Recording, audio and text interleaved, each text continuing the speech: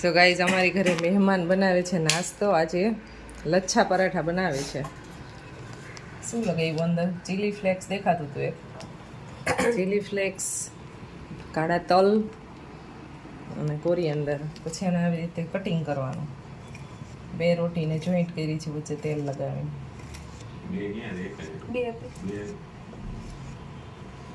મને મીના દેખાય છે હો અહીંથી. એમ તો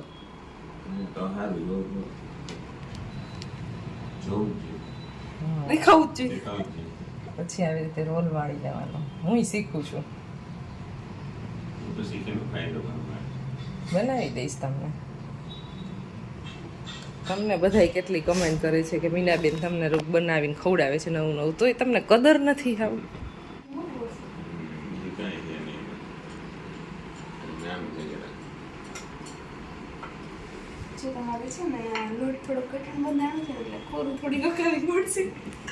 ગોળ નહીં થાય તો ચાલશે. ગુડ મોર્નિંગ, જય શ્રી કૃષ્ણ બધાને. ટિફિન બની ગયું છે અને નાસ્તો બનાવે છે અંકિતાબેન. આ બેનું આવે એટલે એક મારે એક બહુ સારું, સવારમાં નાસ્તો તો બનાવી દઈએ મને. ભગવાન આવી બેનું બધાઈને દઈએ. એટલે નાસ્તાનું ટેન્શન આપણે બિલકુલ ન હોય, નાસ્તો બનાવી દઈએ સવારમાં.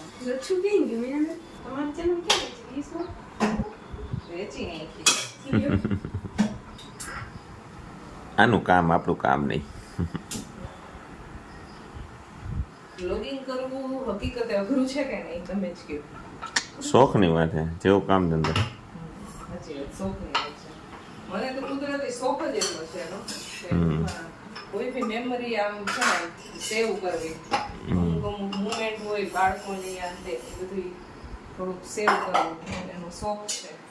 એને જ બ્લોગિંગ કરવું છે, શોખ હોય. લચ્છા પરાઠા 1 નંબર બન્યા છે. જે કોઈને ટ્રાય કરવી હોય એની ચોક્કસથી કરજો, બહુ મસ્ત બન્યા છે. આમાં લોટ બાંધવામાં રોટલીના લોટમાં તેલ નાખ્યું છે અને મલાઈ નાખી છે અને મીઠું નાખ્યું, બસ 3 વસ્તુ જ નાખી છે. પણ 1 નંબર બન્યા. કેમ? અને વણવામાં 2 રોટલીની વચ્ચે કાળા તલ, કોથમરી અને ચીલી ફ્લેક્સ, બસ આટલું. થોડુંક સ્પાઇસી ખાવું હોય તો ચીલી ફ્લેક્સ ન ખાય. સો ગાઈસ, જમવાનું રેડી થઈ ગયું છે અમારું અને રોટલી બને છે ગરમ. આજે તો આપણે કાંઈ નવું એક્સ્ટ્રા કામ ન કર્યું. કેમ? એક શોપિંગ કરવા ગયા વચ્ચે ખાલી, એ અહીં નજીકમાં. તો આ એક મટીરિયલ લીધું, આ શોપિંગ કરવા ગયા હતા.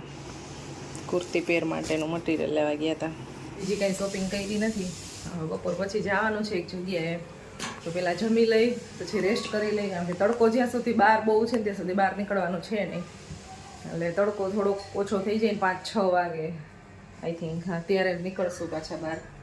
મારા બેનની ઘરે જવાનું છે, ત્યાંથી એક સાડીને એવું બધું આ બધા આડાવડા કરતા હોય ને, એટલે સાડીને એવું લેવાનું છે, એટલે જવાના છીએ. ચાલો તો ફિલહાલ જમી લઈ. 12 વાગ્યા છે. મારા નણંદબા આવવાના છે, મને વેઇટ કરી છીએ, પણ હવે એ આવવાના છે લેટ, એટલે હવે અમે પહેલાં જમી લઈશું. એ આવશે ત્યારે કંઈક નાસ્તો બનાવશું પાછો. મને રક્તપ થઈ ગઈ છે ને, 2-3 દિવસ થઈ ગયા. આજે દવા લીધી છે એની તો થોડોક ફરક છે, બાકી દુખે તો છે જ. અમારા અંકિતાબેન આવ્યા ને તો મારે બહુ સારી એવી હેલ્પ થઈ ગઈ. ખુશી છે, ખુશીને વેકેશન છે એટલે ખુશી થોડુંક કામ કરે છે. બાકી રક્તપ હોય એટલે આમ કે આપણે જોઈ ન શકીએ. દવા પીધી છે એટલે થોડુંક સારું થઈ ગયું. તો ગાઈસ અત્યારે છે ને મારા ફઈ ને ફુવા બે આવ્યા છે. કેટલા વાગે આવ્યા? 3:30, ના 3:15 વાગે.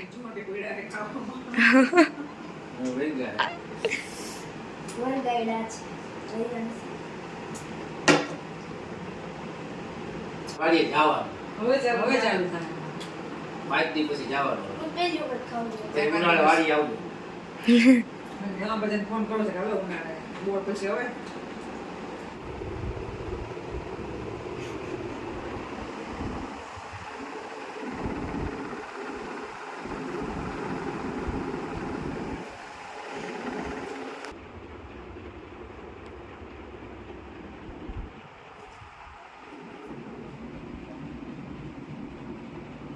તો ગાઈસ તાને છે ને ચા બનાવું છું.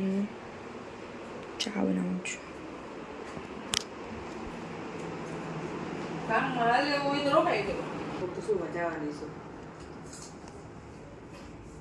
એ તો બે દી મોડા બનાવી દે પાપડ તો બસ હું ઘરે ન રહું ને એને અમારા બેન ને અમે રોકાવાનો ફોર્સ કરી નથી રોકાતા ક્યારે રોકાતા જ નથી કોઈ દિવસ ઓલા બેન નું રોકાણા કાલ આવ્યા હતા હા આ બેન આઈ જાય હતા નથી રોકાતા કેવી બની છે ચાય તો કયો અમેરિકા વાળા જેવા હરી બહુ મસ્ત કયું ની પાક દીધી બધા ખુશી જ આ બને. ચાય બને ને મસ્ત બનાવ્યું એવું હે તને કઈ છૂટ નથી ને તો ખામાં સેતું. આ તો ખાવાનું. એ લોકો શું લાગે તમને એસીમાં કાંઈ ન લાગે તેના કે પાછા કેદી આવશો રોકાવા આ જઈ ગયા એમ નહીં રોકાવા આ બધાય 2-2 કલાક જ આવે છે બધાય મહેમાન મહેમાન એકદમ સારા ના ના અમને તો મજા આવે છે રોકાવ તો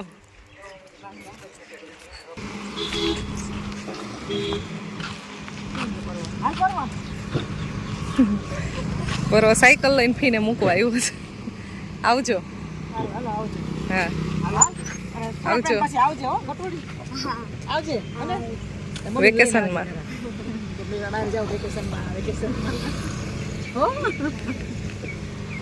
વાડી રાત રોકાઈ ને એમ આવજો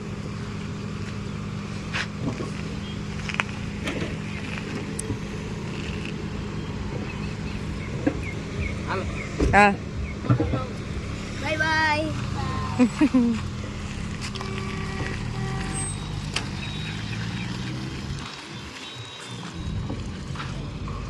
બ્લોક નાખવાનું કામ ચાલુ છે અહીંયા રોડનું કામ ચાલુ હતું અમારે હવે આ બધું ચાલુ થયું એકદમ મસ્ત વોકિંગ માટેની પ્લેસ થઈ ગઈ છે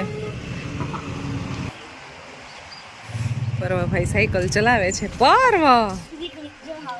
ન હોય આમાં તારું કાંઈ નક્કી ને એટલી ફાસ્ટ આવતો હોય તો પછી બ્રેક ન લાગે શું કરવું મારે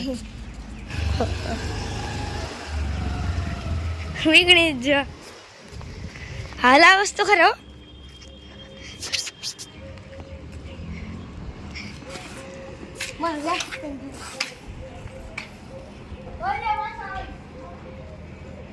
ઊભા ઊભા ચલાવવી હોય ને એટલે સાયકલની સીટ ઊંચી કરી નાખી છે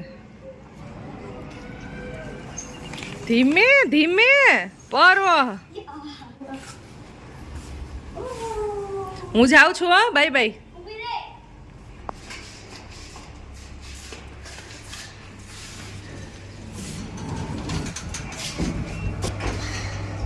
પરો ગયો તો શોપ તો ત્યાંથી છે ને એની વોચનો બેલ્ટ લેવો છે ડેન્જર કલર કહેવાય એનો ડેન્જર નિયોન કલર કહેવાય ડેન્જર ને બધું અલ્ટા ઓછું ચાલે તો ગાઈઝ અમને લાગી છે ભૂખ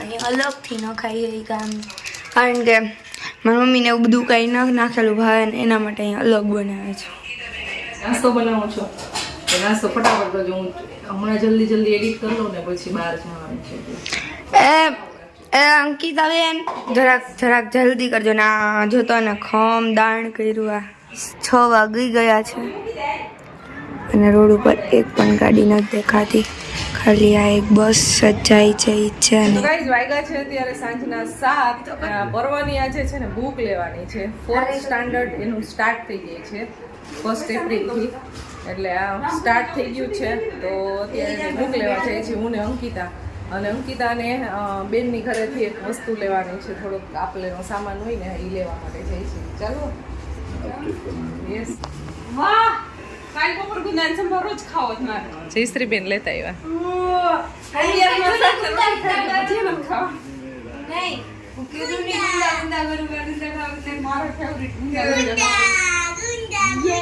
ભજીયા નથી ખાવા તો ગુંદાન સંભારો ખાવો એને જીએલ નહીં તે તો કહી રહ્યો મારે ભજીયા બનાવવાના હતા પણ હવે આ બેન ને ગુંદા જોઈને ગુંદાનો સંભારો ખાવાનું મન થયું તો કે શાક ને રોટલી ખાવી હોય ગુંદા ભજીયા નથી ખાવા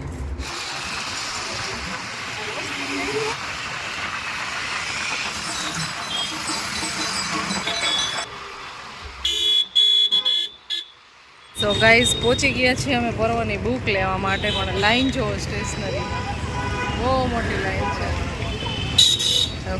2 લાઈન છે. આમાં ક્યારે વારો આવે, 1-1.5 કલાક પછી વારો આવે એવું છે.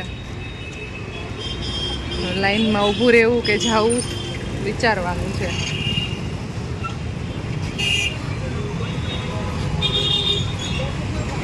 અમે બુકની લાઈન એવડી મોટી હતી ને 2 કલાકે વારો આવે એવું હતું, એટલે 5-10 મિનિટ માટે ઊભા રહ્યા, પછી ત્યાંથી નીકળી ગયા અને હવે આવી ગયા છીએ બેનની ઘરે.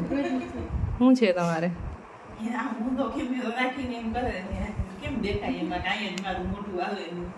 ખબર પડી જાય બેન, તમે બ્લોગ શૂટ કરો ને તો તમને પડવા માંડે.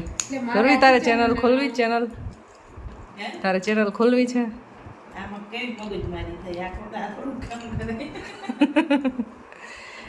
ઇન્ટરેસ્ટ તને તો બહુ જાજો, એમ તો જરાય નહીં જાણે.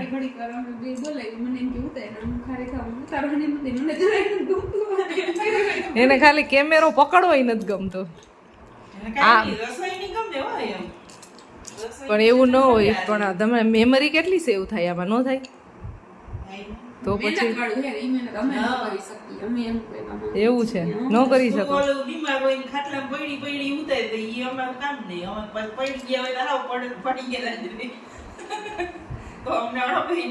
આ તો મારું એક પેશન છે, મને ગમે છે, એટલે મને મજા ન હોય કે મને ગમે એ હોય, પણ ટૂંકમાં મને ખાલી વ્લોગ શૂટ કરવા દઈએ ને એટલે મને તબિયત સારી થઈ જાય એમનામ જ.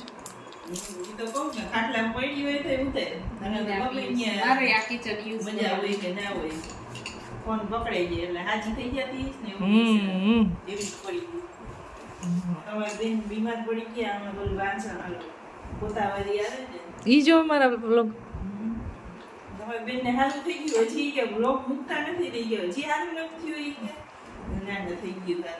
હાલો ગાઈસ, તો હવે અમે મારી બેન સાથે થોડાક ફાંકા મારી લઈ વાતુના, અને પછી અહીંયાથી નીકળશું અમે ઘરે જવા માટે. હજી મને રક્તક દુખે છે એટલે એટલી બધી વાર હું હોલ્ડ કરી નથી શકતી ફોનને, અને હમણાં તમે જોતા હશો 1-2 દિવસે ખુશી જ વધારે પડતો બ્લોગ શૂટ કરે છે. એને રજાઈ છે, વેકેશન છે, અને હું મને હમણાં થોડીક તબિયત સારી હોય ને એટલે એ બ્લોગ શૂટ કરતી હોય. ચાલો આવજો મોટા બેન, આવજો. લઈ લીધું તમારું? મને શરદી થઈ નાક બધે ખાવાની વસ્તુ એવી સ્મેલ આવી જાય. હા તો ઓકડી. હાલો ગાડી હલાવી લે તું. હાલો ચાવી. તમે મારા પાછળ બેસો ને? હા હટે નહીં અમારા. મને એમ શોખ બહુ. એ કઈ કામમાં નથી આવતી, આ ગાડી નથી હલાવતી ને શૂટિંગ ન ઉતારતી. શું કરવું મારે? ફાઇનલી ગાઈસ હવે અહીંયાથી નીકળી છીએ અમે. ચલો બેઠો.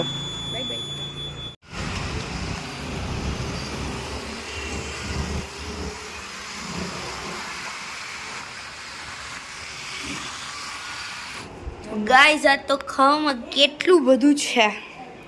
ઘીસોડાનું શાક, પછી ગુંદાનો સંભારો, અને મમ્મા શું હા બીજું હું હા જુનાગઢ સ્પેશિયલ સલાડ. હા શેકેલા મરચાં અને કોથમરીવાળું કંઈક છે એવું એક સલાડ, અને પાપડ અને છાશ. આટલું છે જ જમવામાં. મસ્ત મજાનું છે ને સલાડ શીખડાયું છે.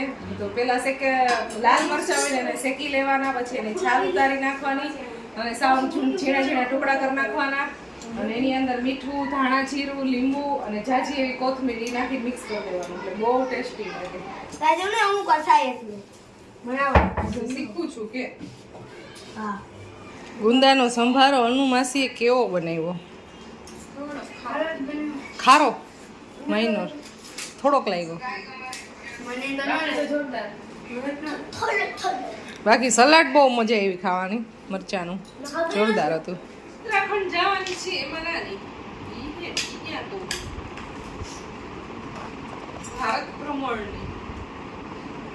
આવી ને ભારત પેલા ઉત્તરાખંડ હતી, આવી ને ભારત.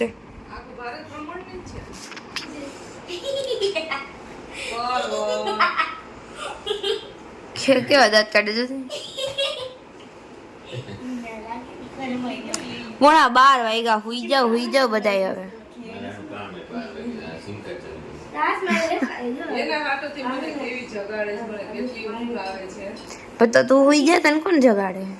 મારું કરવાનું છે, અલે કરવાની મારું સિમ કાર્ડ કરવાનું, મારું ફેસ જોઈને એમાં. અચ્છા મિત્રો, 12:30 વાગી ગયા છે અને હવે આપણે સુઈ જવાય. લાઈટું બાઈટું ઠારો અને ઘોટાઈ જાઓ.